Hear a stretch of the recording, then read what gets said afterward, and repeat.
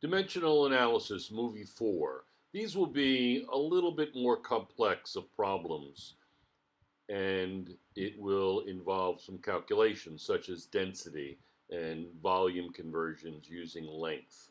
Here are the three tables that we'll use for the conversions: volume conversions, mass conversions, length conversions. And then what we'll do is we'll do some density conversions with mass and volume. Here is the first set of conversions. For instance, the first one, and we'll take it slow for the first two or three, and then it will become second nature. We want to convert 56.2 cubic centimeters to barrels. You know, the big barrels of oil. Uh, and so here's the setup. Now, what we'll do is we'll check to see if we can come up with a conversion factor for cubic centimeters to US barrels. And there it is. It says 1,000,000 10 to the sixth cubic centimeters equals 6.29 US barrels for oil. So that's the conversion factor. So that's it. Now, we simply put the conversion factor and we make the conversion. So we have 56.2 cubic centimeters times the conversion factor, and we're going to divide by cubic centimeters and multiply by barrels of oil. And that's the answer, 3.53 times 10 to the negative fourth barrels. We'll put it in to the table and we'll get ready to do the next one. Cubic meters to imperial gallons. Now, here's the setup, and underneath the big rectangle is going to be the calculations. But what we want to do is we want to come up with a conversion for cubic meters to imperial gallons. You don't have to memorize these conversion factors. They'll be given to you for any test or quiz.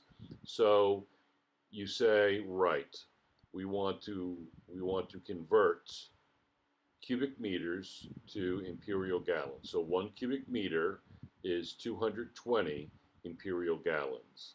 So you want to divide by cubic meter and multiply it by imperial gallons. So it's 880 imperial gallons, and so on and so forth. So that's the assignment. So I'll let this run, and it'll be about 10 seconds per slide. You can certainly put it on pause anytime you like, and I'll come back just before the end of the volume conversions.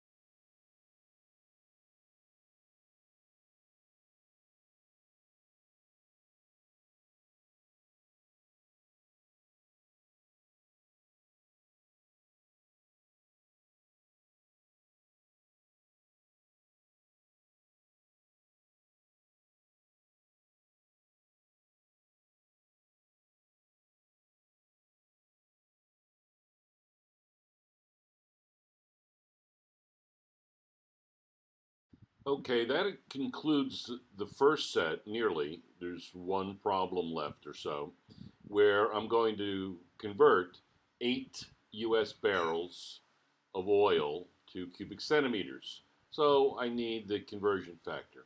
It's really the same as the first one we did, but just in reverse. So we know that it's going to be 10 to the 6th cubic centimeters to 6.29 US barrels of oil. So I'm going to divide by the barrel and multiply by the cubic centimeter, and I'm left with 1.27 times 10 to the 6th cubic centimeters. And that concludes it. Now, the next set is also volume conversions, and I'll allow you some time to do that before I come back near the end of this set. Okay, so the first one, for instance, is 3.67 times 10 to the 7th cubic centimeters to imperial gallons, and so forth.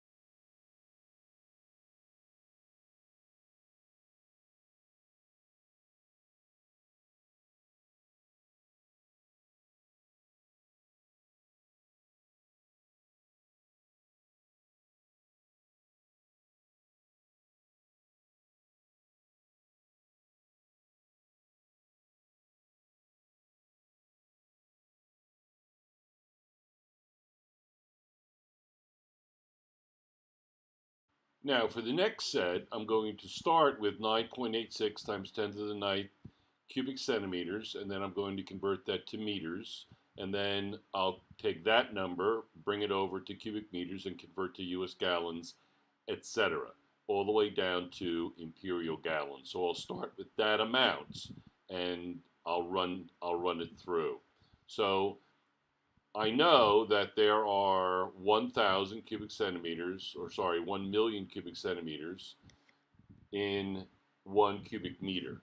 So that's easy to do.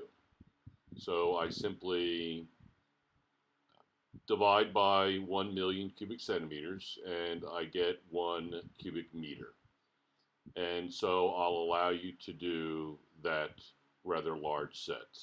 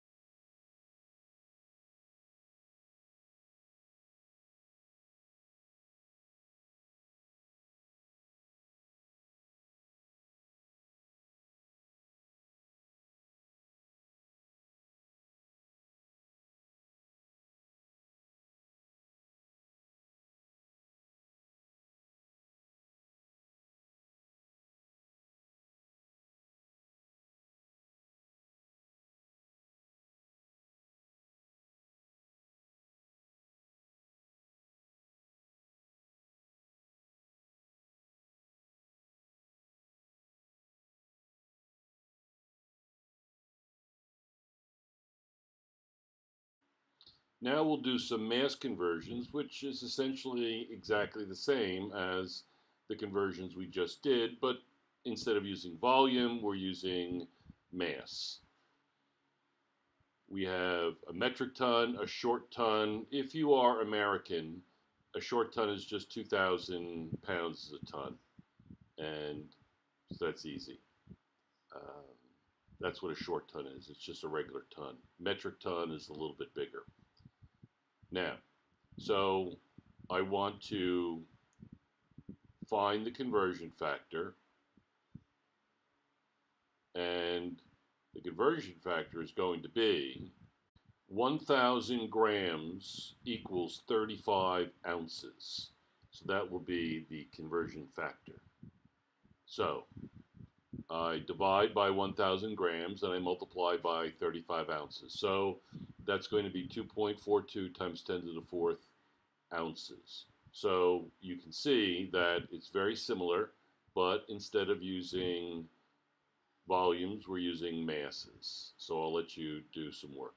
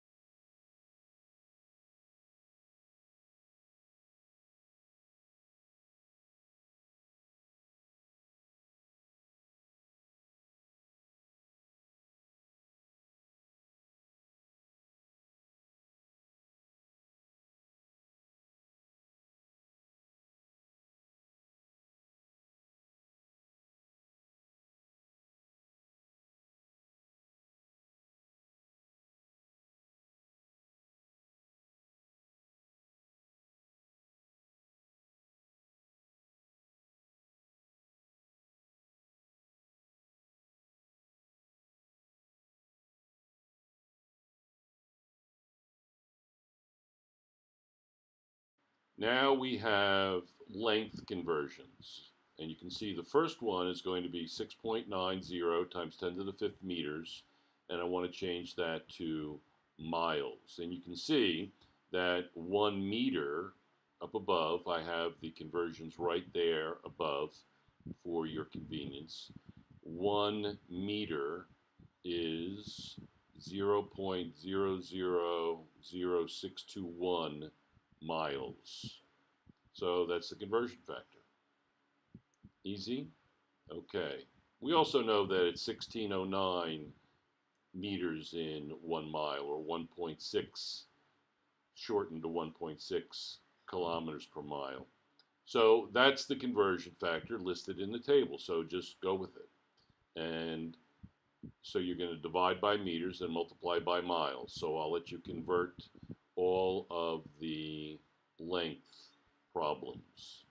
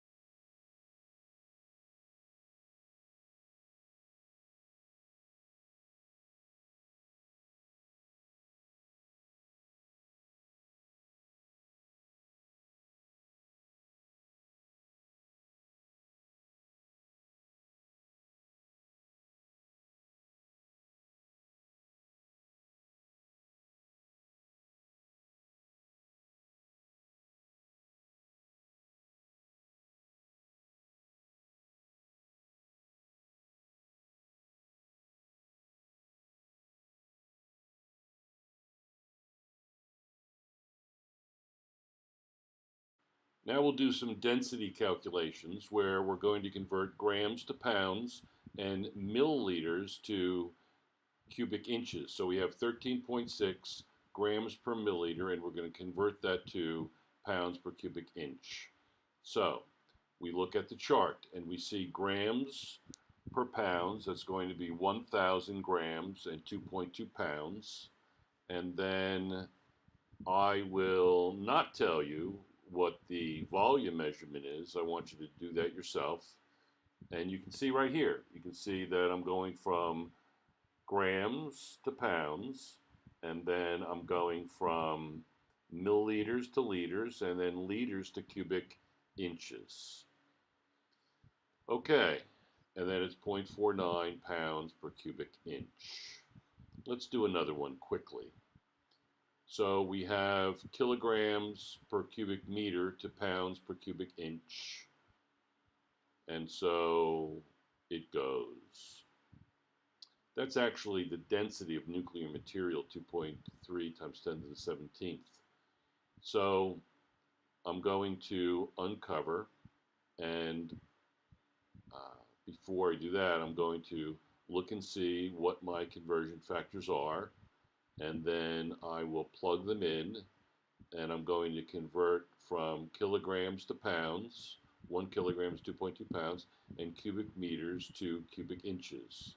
And I get 8.3 times 10 to the 12 pounds per cubic inch. Okay, so I'll let you do these. There's not many, but see how you can do.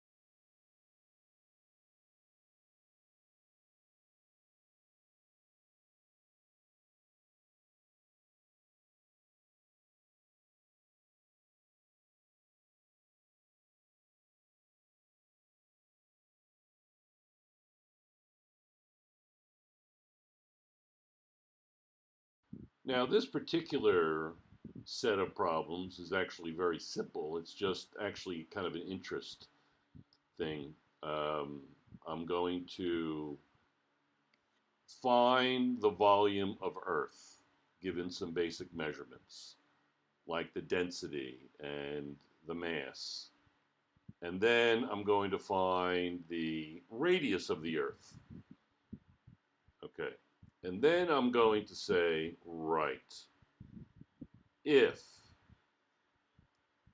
you had nuclear material that was the same mass of the Earth, where we know the Earth is about, just roughly, 8,000 miles or 8,000 miles diameter or 4,000 miles radius. If I took a giant ball of nuclear material that had the same mass as the Earth, what would be the radius of that nuclear material, which is much denser? You can see that it's 2.3 times 10 to the 17th kilograms per cubic meter. These are just some basic facts about Earth and nuclear material. So I'm going to just follow the calculations, but the end calculation will be to determine the radius of a sphere of nuclear material that has the same mass of the Earth as the Earth, and you'll be surprised. So follow along, and I will see you at the end.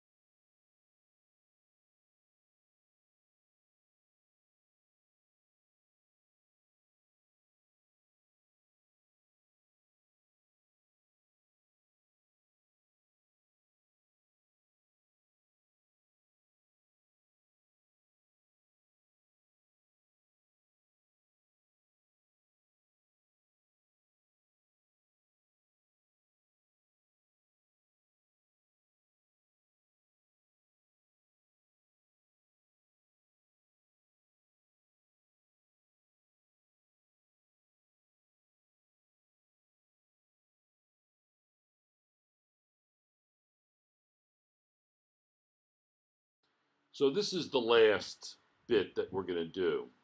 The top blue block, when I remove that, I will ask a question.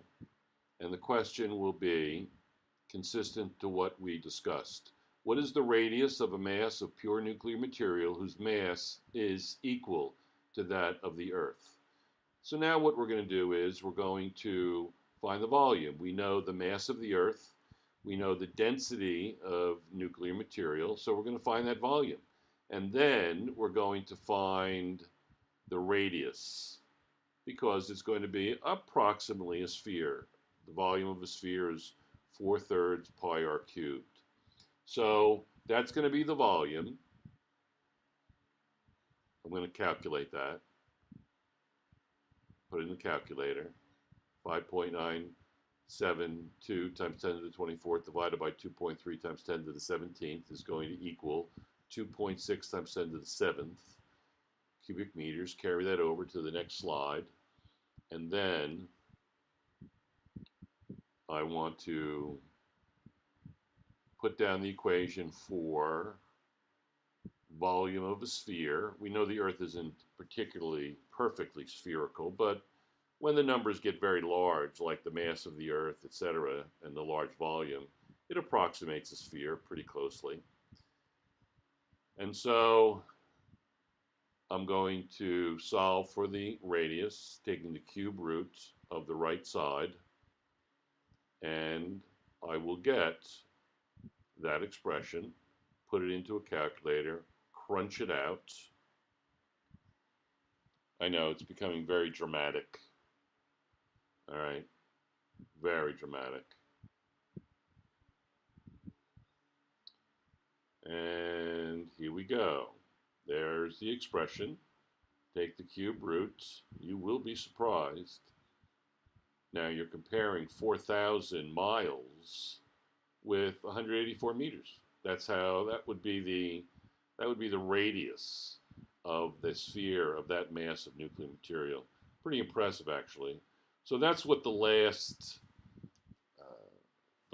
line of the table was for the radius equivalent mass of nuclear material, and that's it. And we know that it is 184 meters. As they say, when the plot's about to thicken, the plot is about to thicken. And it's 184 meters, the end. I hope you enjoyed it, and goodbye.